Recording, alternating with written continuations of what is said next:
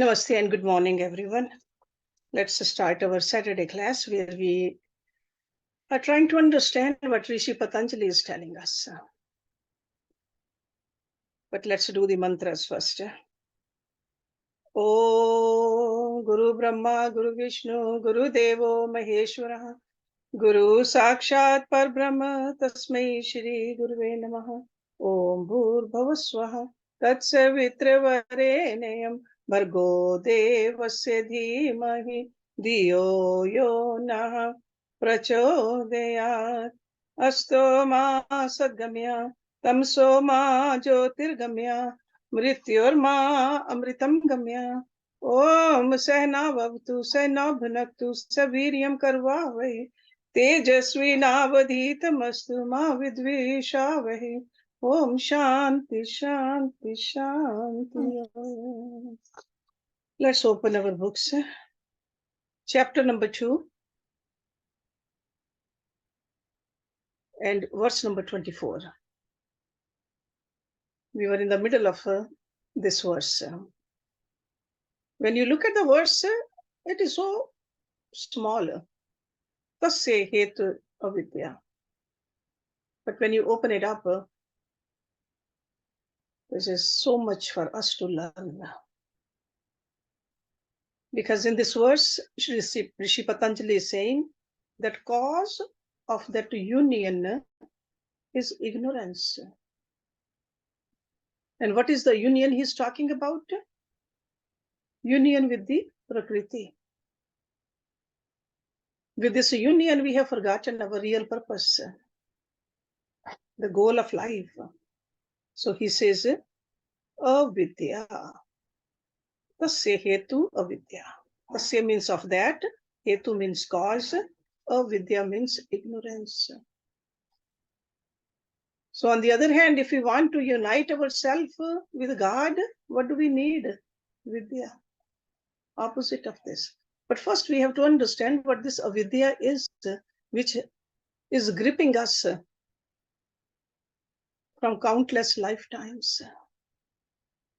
Avidya. So last time I was telling you that the first category of avidya is disempowerment of our mind and senses. Ekadash indriya vadha. We have injured our senses which are the devatas. Mind which is a jyoti rupa. We have injured it. It's like we are murdering our positive mind. Our power of discernment has gotten eroded. Our self-understanding becomes dim and often riddled with doubt. Because we have disconnected from the source. We have neither the clarity nor the strength to face our sanskars. Anything which is stopping us, we just don't want to face it. And the second category of disempowerment I was telling you, it's a deluded sense of satisfaction. This, which is called a tushti. There are 9 tushtis. Prakriti tushti, upadan tushti, kal tushti, bhagya tushti, arjan tushti, rakshan tushti, kashay tushti, atripti tushti, and uprati tushti. These are the 9 tushtis. And I was telling you the first 4 belong to the internal realm. So first 4, Prakriti, Upadan, Kal, Bhagya. And the last 5, they belong to the external realm. Arjan, Rakshan, Kshay, Atripti, and Uprati. So you can say that it's a deluded internal satisfaction, which is very subtle in nature. They cripple our ability to broaden the scope of our consciousness, and they don't let us explore further. We are just satisfied with this little thing. It's almost like a frog in a well, thinking that this is what it is. That there's no difference between the ocean and the well.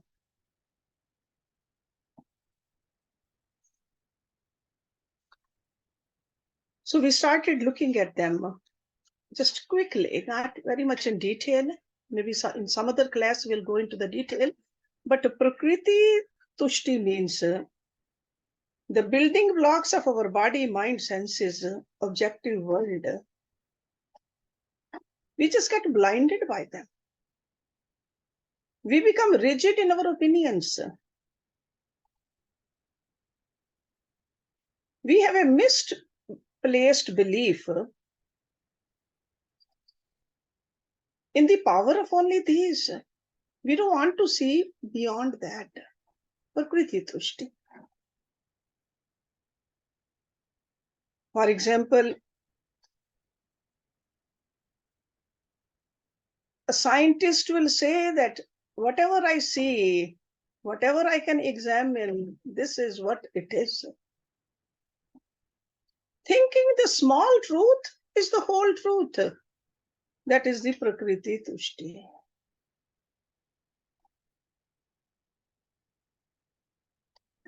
Even a yoga student under the influence of Prakriti Tushti believes that because he has studied and understood the difference between the Purush and Prakriti, he is no longer bondaged. He thinks he's free just with the theoretical knowledge.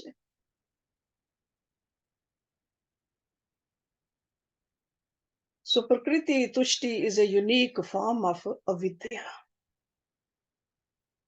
Why it's avidya? Because it blocks our vision of the infinite possibilities inherent in the Prakriti also. Our mind gets shrouded by the veil of this Tushti.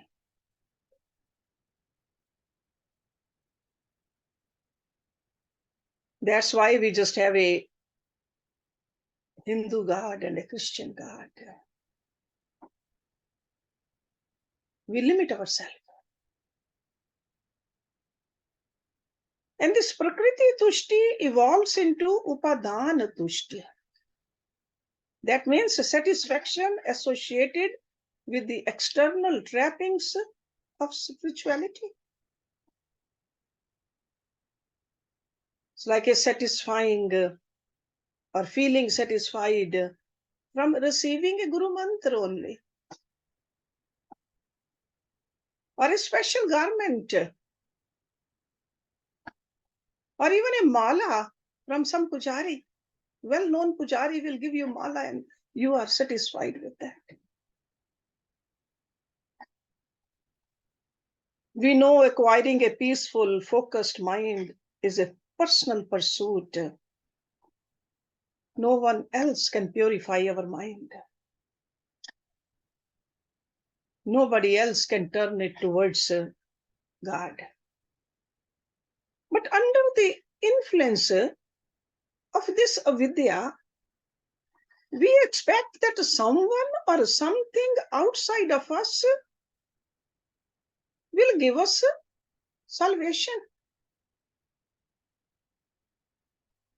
So we become dependent upon something which doesn't even have any power. This is a symptom of a disempowerment mind. Third, deluded internal satisfaction is called Kal Tushta. Kal means time. Under the influence of this Tushti, we fall into the grip of procrastination. Tamsikta, inertia. We tell ourselves that time is a significant factor in any process of maturity.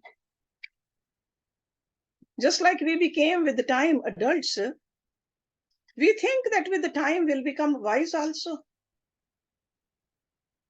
And our whole quest is half-heartedly done.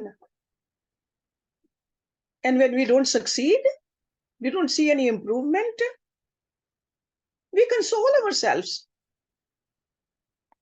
Time was not right. That is it, kalatushti. That means attributing our success and failure to time. So that's how we disempower our mind. The fourth and the final deluded internal tushti is bhagya tushti. Reliance on fate. We do not know what fate is, how fate walks into our life, who governs and guides the forces of fate. We know that a seed is sprouted when we plant it, grows only when we tend it, but we hope our inner growth will happen magically.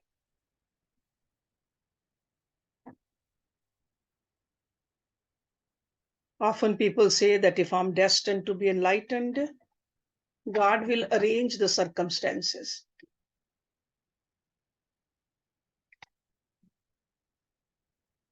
This idea is a symptom of a disempowered mind. We often hear this term used by many people, God willing. That is a disempowerment of a mind.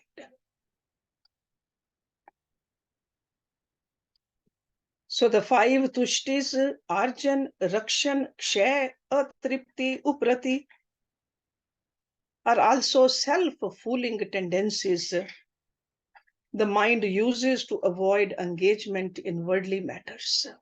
So that's why these are external. The deep-rooted sanskar of inaction convinces the mind to entertain thoughts such as earning money, acquiring worldly resources, causes pain. I am happy with what I have. Person doesn't want to work hard.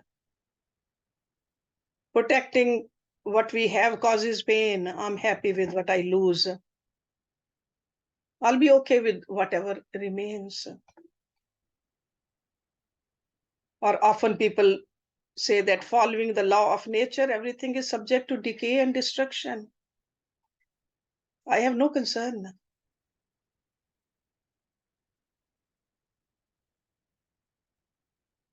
Or another kind of a argument people make, the more involved we are in worldly affairs, the greater the sorrow. So I'm going to distance myself. So disconnected from its own inner brilliance, the mind cunningly convinces us that there's no point in acquiring worldly resources. This is called arjan. And protecting it called rakshan. It also convinces that there is no point in being vigilant about preserving the resources. This is called a kshaya. And it convinces us that active engagement in worldly endeavors is a source of disappointment, atripti. And in order to find true fulfillment and freedom, we must disengage from worldly activities, uprati. So all of this, you can group them together for the external. And under the influence of these 9 forms of pseudo-satisfaction, we commit ourselves to tamsikta, inertia. And what happens? We become passive, fatalistic. And that's why there's a devastation which really happens on our path. That's why this is called avidya. And the third category of avidya is the mental disempowerment that damages our siddhis. Because there are some powers and privileges unique to humans. Because when we say that it's a rare chance that we are a human being, so that means we have some powers also as a human being. Our yogis, they gave us a list of those siddhis. Shabd, adhyan, dukh vighata, suharit prapti, and dan.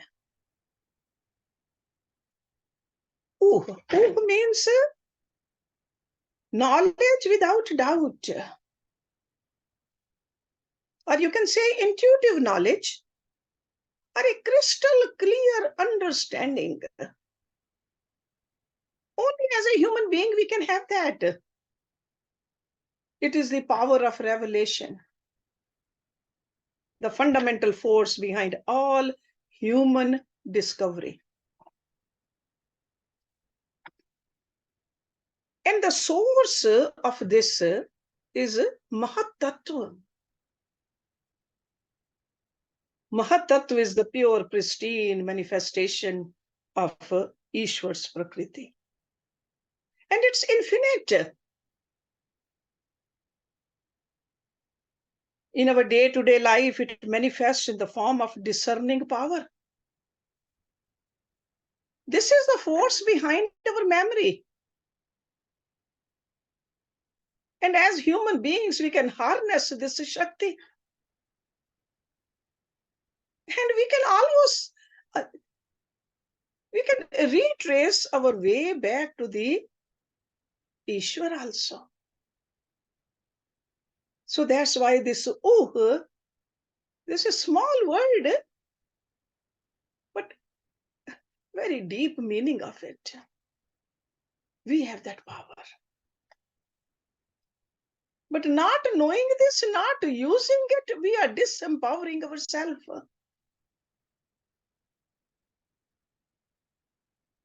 The second siddhi which we have is called Shabda, word. We are born with the capacity to give a form to sound, assign meaning to each segment of sound, capability of storing it, storing both sounds and meaning in our memory. We think about the apple, the image of the apple goes in our mind, and we know how to say apple.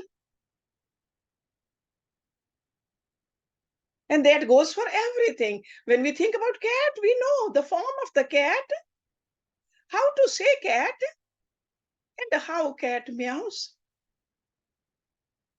That is the power which is called Shabda. We have the capacity to communicate both sound and its meaning together. We have a capacity to give a visual form to each segment of sound, as well as the meaning associated with it. This unique capacity for human beings has developed into the written languages. That's how the vast range of the literature has been preserved.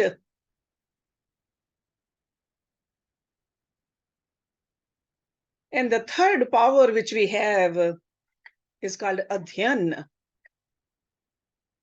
Adhyan means to study, to analyze, to comprehend.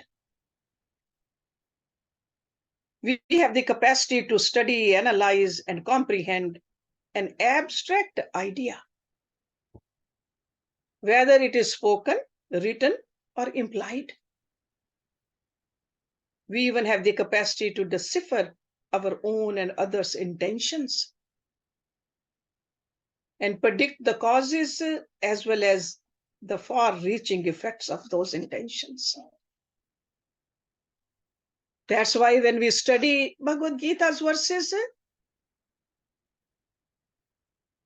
we not only read them, we try to understand them, analyze them, and we try to see what Lord Krishna wanted us to do. All of that is part of adhyana. Only human beings do that. God has given us that power. The next one is dukha vighataha traya. That means elimination of threefold sorrow. Traya means three. So what are these three? Physical, mental, and spiritual. We are born with the capacity to understand both the cause and the cure of all our physical, mental, and spiritual diseases. You'll think, what is a physical? We can understand. Mental, we can understand. What is a spiritual disease? We should understand this disease also. This disease is crying for God. God, you are everywhere and I don't see you. You are inside me, outside me, everywhere.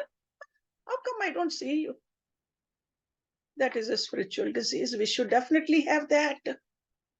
We waste our time only for the physical diseases and somewhat mental diseases.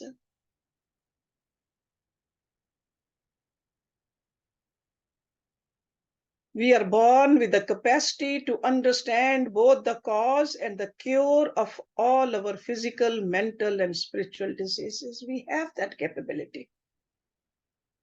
We have the capacity to discover the tools and the means to overcome our sorrow. But out of ignorance, we don't use our own potential. We just run outside. The next power which as human beings we have is called suhrit prapati.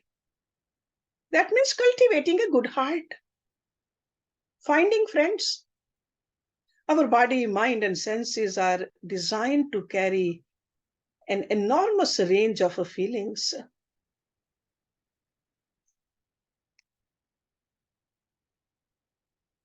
With our power of discernment and intuitive wisdom, we can distinguish between the good thoughts and the feelings from bad ones. We got to understand that to cultivate the good one will enrich the virtues of our heart. That is suhrit means. Su means good, auspicious. The same capacity enables us to see beyond the boundaries of our little world and share our goodness with others. Connecting with others, feeling the oneness with the others. This capacity also motivates us to pass our achievements on to future generations. Nothing is ours. We got to share. We got to leave behind. We are walking on certain footsteps. Somebody left those footsteps for us, and we got to leave some footsteps behind for the future generations also. That's all part of this suhrit prapati. And the last category of our innate siddhi is called dan. The ability to give. We have both the wisdom and the courage to share what lawfully belongs to us with others. We earned it. We spent time, but willingly sharing it with others. We are designed to experience the joy of giving. That's why in every tradition, the celebrations are done with the dan, giving. because there's a more joy in giving than taking. This joy is the architect of human civilization. It's characterized by self-sacrifice and selflessness. So these extraordinary powers distinguish us from all other species. Because of these powers, we are able to see the impediments of our quest far in advance, and we can prepare ourselves to remove any kind of obstruction. It's almost like the wealth we have, this positivity we have. If we understand it, we can definitely use them properly to move forward. Because of these powers, we are able to comprehend the invisible forces of nature. Scientists have harnessed the nature to improve the quality of our life. We can see that today's life, with all the technology, with the decline of our inner luminosity, we lose these powers to a significant degree.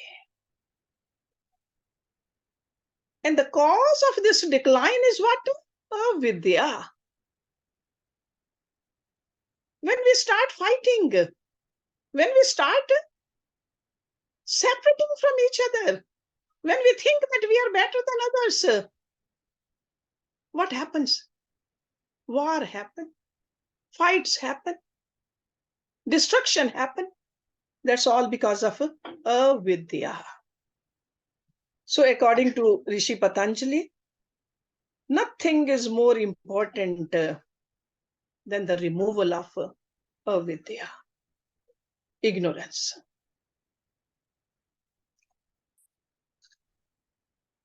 So in summary, because this was even though I try to shorten the description of this, but still it's quite a bit to comprehend. If you want to embrace avidya, that means understanding avidya. First, we got to understand it, because if we don't understand it, embrace it, that will result in the birth of our mind. And under the influence of avidya, the mind rejects its connection with God, or even the infinite pool of intelligence, mahatattva. So getting rid of our mind, chit nivriti, and replacing it with a pure and pristine self-luminous mind is the goal of yogic sadhana. That is embedded in the definition of yoga. Definition of yoga gives us what we need to do and what will we attain. So according to the previous sutra, this happens when we allow our mind to unite with the forces intrinsic to our inner being. So as soon as our mind faces the luminosity of Ishvara, what happens to avidya? It melts away. Melts away. Leaving us with buddhi sattva, which I was telling you a couple of weeks ago, the pure essence of Ishwar's inner luminosity. That is the term used by rishis, buddhi sattva. The self-luminous field becomes the locus of our self-awareness. And this realization is a Savrup Upalabdhi, which we learned in the verse 23, Savrup Upalabdhi. And to be firmly established in this realization is a Savrup Pratishtha that we'll learn in the 4th chapter, Kaivalyam, in verse number 34. I've been telling you that all these gems are strung in the same thread.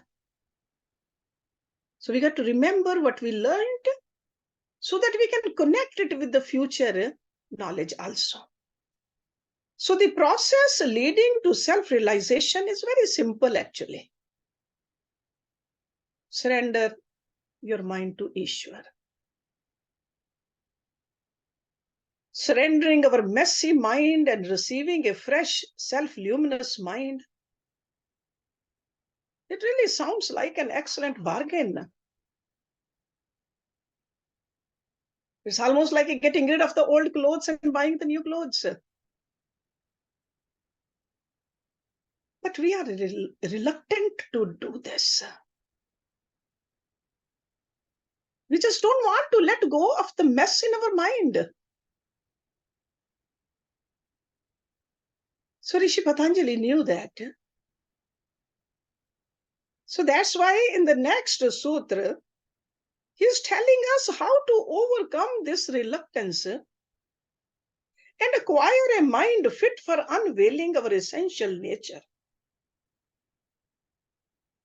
So he does not, these great rishis, they just do not leave us in the midstream. They keep telling us, this is the problem, this is the solution, this is what you need to do. But doing we must do. No guru will say that I'll do sadhana for you. Guru will encourage us, guide us, motivates us, but doing we must do. Let's look at verse number 25. Tad bhavat sanyog abhava hanam tad drisheh kaivalyam. Tad means that. What does this that mean over here? Avidya. Abhavat. Absence, non-existence. Sanyog abhavaha. Sanyog means complete union. Abhav means non-existence, absence. So sanyog abhav, when you put it together, absence of union, complete absence of union. Hanam, freedom. The state free from sorrow. Hanam. Tad means that. Drisheh, the seeing power of the seer. Kaivalyam, absolute state. State of consciousness free from all conditionings, all upadhis.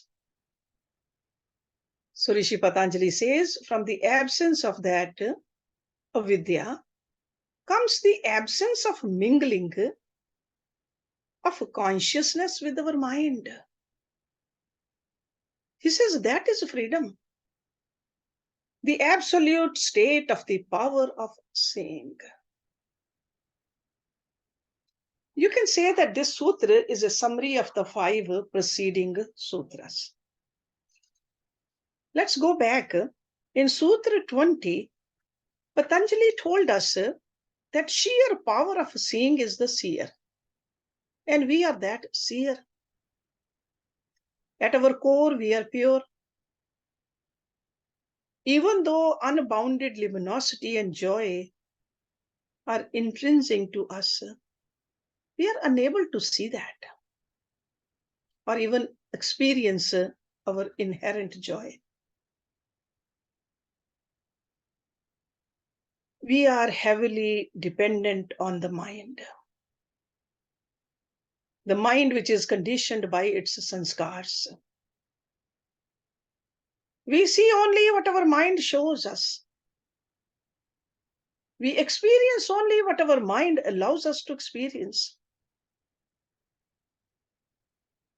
So that becomes a little problem for us. Because as long as our mind and core being are intermingled, we have no access to our inner luminosity or to our intrinsic joy. We all know that life purpose is the liberation, the freedom. So in order to accomplish this life's purpose, we must distinguish one from the other, mind from the Atma, and get established in our essential nature. And human birth gives us this opportunity. And in verse number 21, Patanjali tells us that the phenomenal world is meant for us. It has all the tools and means so that we can accomplish our goal of self-realization. Our mind has that intuitive wisdom. We can reach there. But when our faculty of discernment embraces avidya, it just instantly transforms into the very ordinary mind. All the divine attributes, most importantly, the aishwarya, our unrestricted capacity to discern, decide, act, fades away. Then in Sutra 23, he tells us that all we have to do is to reclaim our self-luminous mind.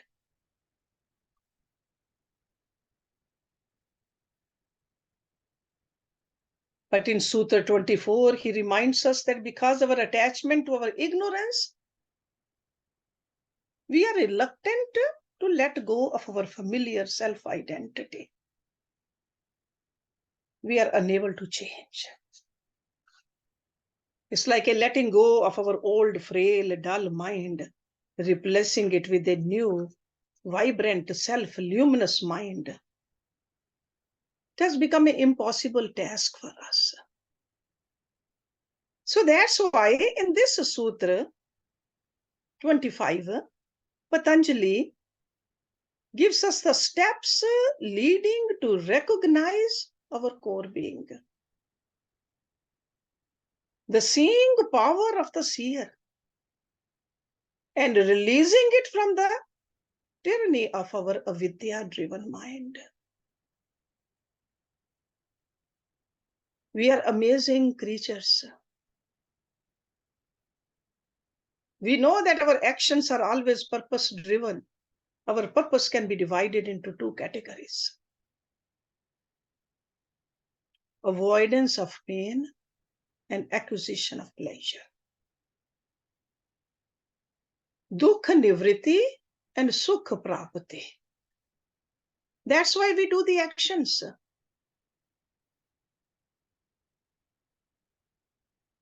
All experiences, including those that appear pleasant, for a yogi, they are painful. We learned that also. So as long as our mind is contaminated by likes and dislikes, fear and doubt, we are bound to experience pain. Getting rid of this contaminated mind is the ultimate pain reliever. We acquired a contaminated mind by embracing avidya. So as soon as we renounce avidya, mental contaminants will evaporate. So in the absence of avidya, the inherent brilliance of our pure and discerning mind automatically comes to the forefront. We begin to see ourselves as we are. We also see buddhi sattva, the pristine nature of our mind. The same mind that was the source of bondage now becomes the source of freedom. This highly assertive clarity and comprehension arising from buddhi sattva is called vivek khyati. In the light of the vivek khyati, we are able to see that we are the seer, the seeing power itself. With the dawn of vivek khyati, the darkness of ignorance and our mental creations fed by ignorance vanish. Vivek khyate. That term we learned in the first chapter also, in Bhagavad Gita also. Vivek khyate. We are established in our essential self, our worldly dependence on worldly objects, and the experiences pertaining to them comes to an end. Our desires, they just become weaker and weaker, and then no more desires. This is kaivalya, the experience of that power of pure consciousness. Kaivalya. This is a very highly assertive clarity and comprehension of our pure consciousness. It dawns only if we are serious about our practice, sadhana. So Patanjali is fully aware that in most cases, the state of realization does not last long. Here and there, we'll have a glimpse of it, but then it soon disappears. We vaguely remember it, sometimes in our dream, sometimes while praying, sometimes even at a sad time, but we do not know how to capture it. Why we fall from this experience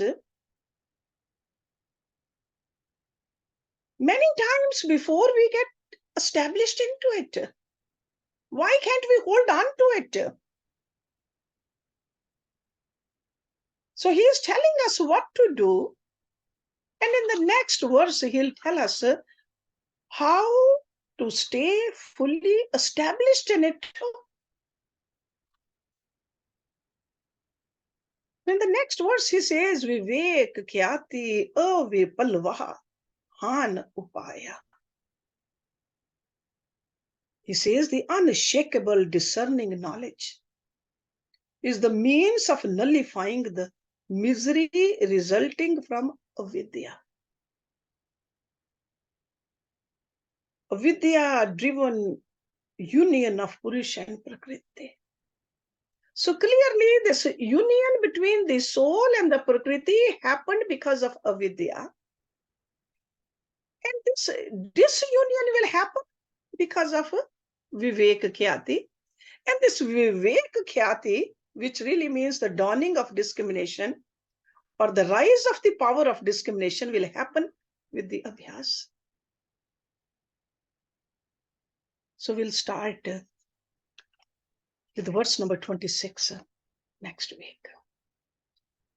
Om Purnamada Purnamidam Purnat Purnamudachyate Purnasya Purnamadaye Purnameva Vishishyate. Om Shanti Shanti Shanti Om. Thank you very much.